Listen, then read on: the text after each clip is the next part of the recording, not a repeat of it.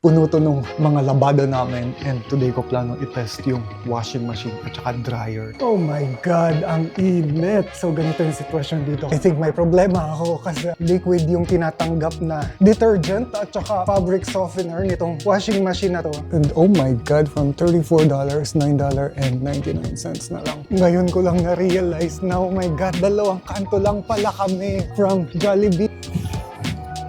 Ang harap. Tumataginting na $22.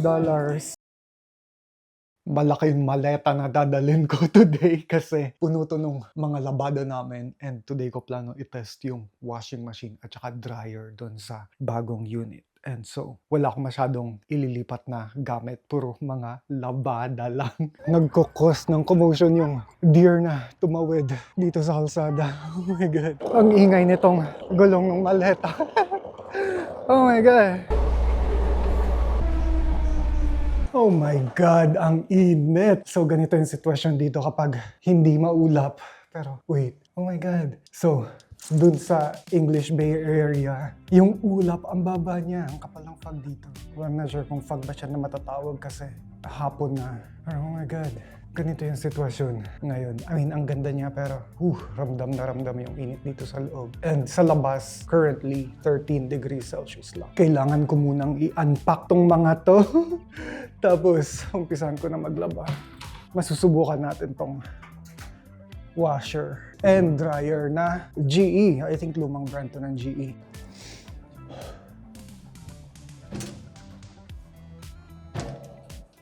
So I think may problema ako kasi I think liquid yung tinatanggap na detergent at saka fabric softener nitong washing machine na to. Pero yung nabili ko, sheets. Sheets kasi yung gamit namin dun sa Port Moody. I think walang problema sa detergent. Ilalagay ko lang siya. Yeah, I think ilalagay ko lang to diretso. And ito yung nabili ko, True Earth. So hindi daw to nakakasira ng environment. And yung isang ganito, okay na yun sa isang load. I think isang load lang siya. Pero ang problem ko ngayon ay yung fabric conditioner kasi ito yung nabili ko. And nakalagay dun sa instruction, kailangan diluted yung fabric conditioner. So, I don't know kung paano ko siya gagawin ngayon.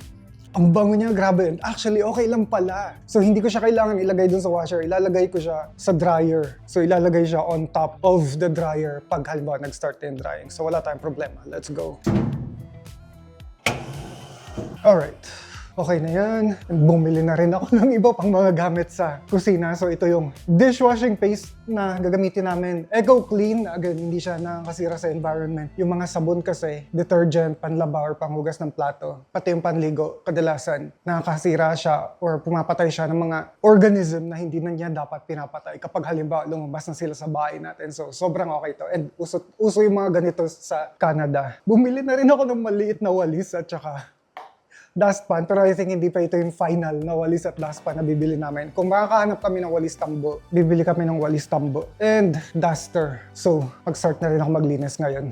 Oh, and nakabili na rin pala ako ng Scotch Brite, which is good kasi nung nakaraan naghugas ako ng plato. Wala kaming sabong, wala kaming dishwashing soap, wala rin kaming Scotch Brite. So, yung Dove yung ginamit ko na panghugas ng plato. Okay, tapos na to. Oras na para i-dry sila. And actually, hindi naman niya napuno yung buong washing machine. Okay. Kapag nabasa na sila, kumukonti na lang sila sa loob. So, itong dryer naman yung masusubukan natin. And ilagay natin tong Downy Kalma lang na sheet. Pero hindi ko alam kung isang buo ba dapat siya ilagay. I think isang buo kasi hindi siya napupunit eh. So, let's go. Permapress. Wait, oh my God, hindi ko alam paano gamitin to. So ito yung mga choices. Cottons, auto perm press, delicate, cool down, quick dry, auto cottons. Hindi naman sila cottons. I think itong extra dry yung pipiliin ko. Permapress. Okay, let's go. Well, nag-start siya. Maingay. And habang umaandar to, ilalagay ko na yung second batch ng laundry. And ito medyo mas konti na to, mga undergarments lang sila. Actually, may konting pantalon pala. Okay, let's go. Lagay natin yung sabon. Hindi naman na daw siya kailangan punitin, pero ko lang, parang may satisfaction lang ako na nakukuha kapag pinupunit ko sila. And mas konti ito, so kontihan natin yung water. Actually, large na lang rin natin. Then, palitan natin to ng warm cold. Let's go! And isara natin to para hindi siya masyadong maingay. Nabawasan ng konti yung ingay niya. Pero yeah, dinig pa rin. Kahit sa kwarto, dinig pa rin siya. Pero oh my God, tingnan natin yung nag-sunset na. And ang ganda ng view. Oh my God. Ang ganda ng English Bay. Hindi ko na orasan yung dryer pero sobrang tagal niya ma-dry. I think mga 2 hours. And sabay ko kasi niload yung dry at saka yung second batch nitong washer. Parang 1 oras nang nakatenga yung washer ko. Pero okay naman yung tingnan natin kung mabango yung... ang bango ng Downy. Yeah, okay siya. Pero may 1 batch pa ako nang ida-dry. So, okay.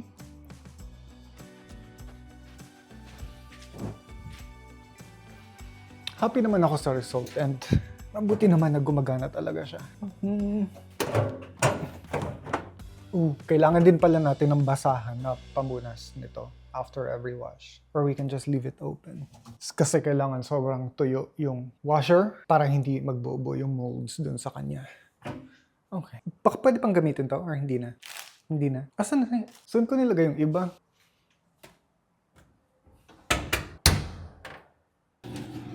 Okay. 2 hours. I think abutin din ng 2 hours yung dryer para dun sa second batch. And gutom na ako. Actually, mag-alas 7 na. Dadaan lang ako ng London Drugs kasi sabi ni Dustin, yung may-ari ng bahay na tinitira namin sa Port Moody, dun niya daw nabili yung green pan na ginagamit namin ngayon na sobrang convenient niya na kahit hindi ka maglagay ng mantika tapos nagprito ka dun. Well, actually, hindi siya prito kapag hindi mo nilagay ng mantika. Hindi siya dumidikit. Walang dumidikit dun. So, ceramic yung surface niya, tapos yung bottom niya, titanium. Napakaganda. $75 lang daw. And dun nga sa London Drugs. So, dun ako pupunta ngayon. Pero kakain muna ako kasi nagugutom na talaga ako. Parang kagabi pa yung huling meal ko na proper meal talaga. And hindi ganun kalamig sa labas. 12 degrees Celsius lang. So, hindi ako magdodoble ng marami. And malapit lang naman yung London Drugs dito. So, hindi na ako magsasapatos. Okay na tong Crocs. Pero I think magdadala ako ng bag. Mabilis yung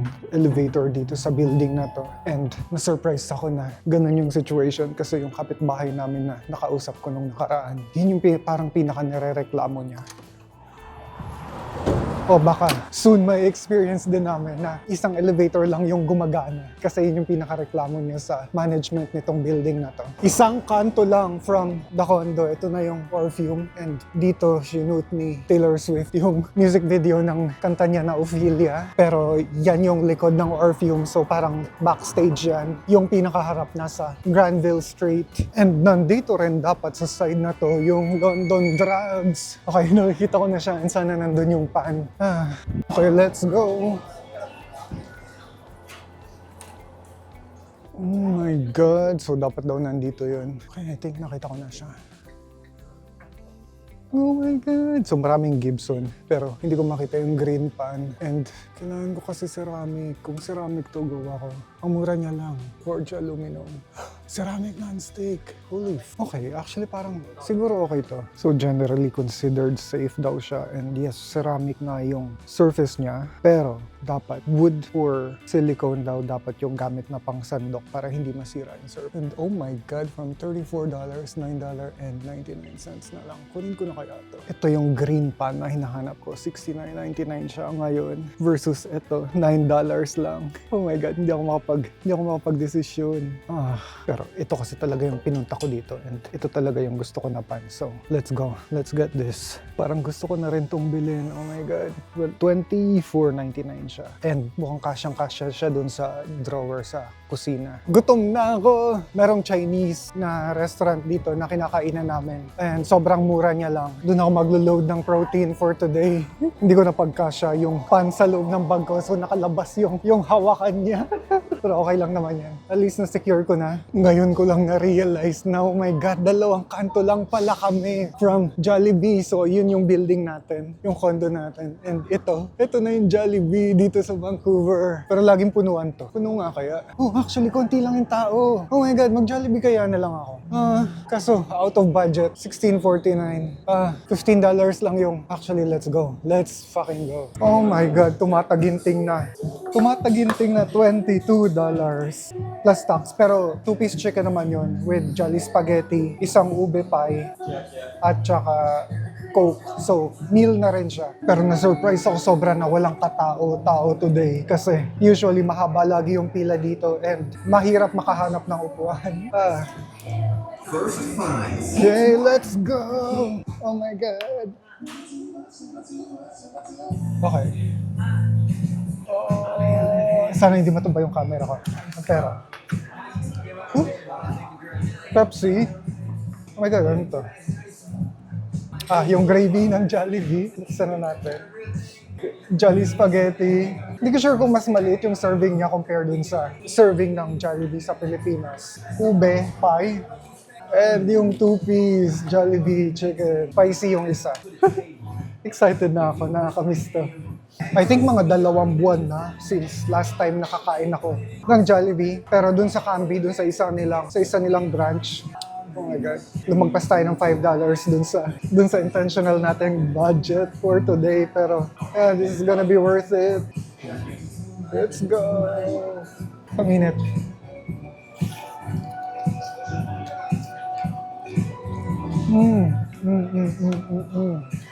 Sobrang worth it. Magagalit sa akin si Ran, pero sobrang worth it.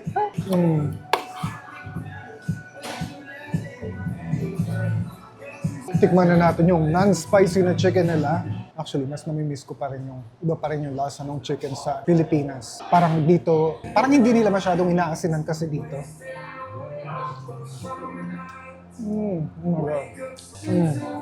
Ikagatan na natin tong spicy. Oh my God.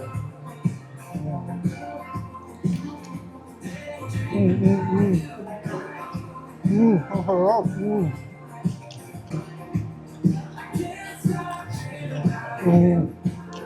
And I think kaya laging punuan dito kasi maliit lang yung space nila. Mas malaki yung space dun sa Camby, yung lagi namin kinakainan. Pero ngayon, I think dito na kami madalas kasi literal na 2 o 1 kanto lang to from kung saan kami nakatira ngayon.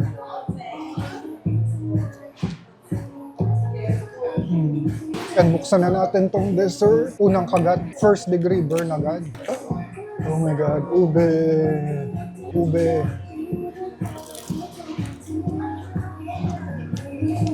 Oh my God, sarap.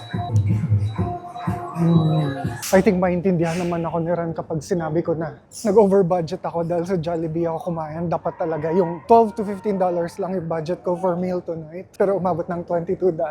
Pero worth it. Yun talaga yung gusto ko. Okay, ang tanong, natuyo na kaya ang labada ko? Yeah. In fairness, parang ang bilis nyo lang natuyo this time. Or kakatuyo lang nito. I don't know. Pero, ito yung pinaka-main reason kung bakit ako lumabas. Tadan! Green pan! Alright. Curious lang ako bakit sobrang mura ng Gibson compare sa green pan. Pero I think yun talaga yung market nila. Pero pareho naman silang ceramic and aluminum yung ilalim ng Gibson. Anyway, I think yun na lang rin muna for today. Feeling ko ang haba ng araw na to. Dito na rin siguro kami matutulog. Nakapagdala ako ng konting unan at saka kumot. Well, actually, isang unan lang. So, isa sa amin yung hindi mag-uunan. Pero sobrang komportable kasi nung higaan. Parang ako personally, hindi rin ako mahilig sa mga fluffy na unan. And flat. Mas okay na sa akin hindi mag-unan kaysa mag-unan ng matabang unan. Ayun lang. Kita-kits ulit next vlog. Sobrang na-appreciate ko kayo. Bye.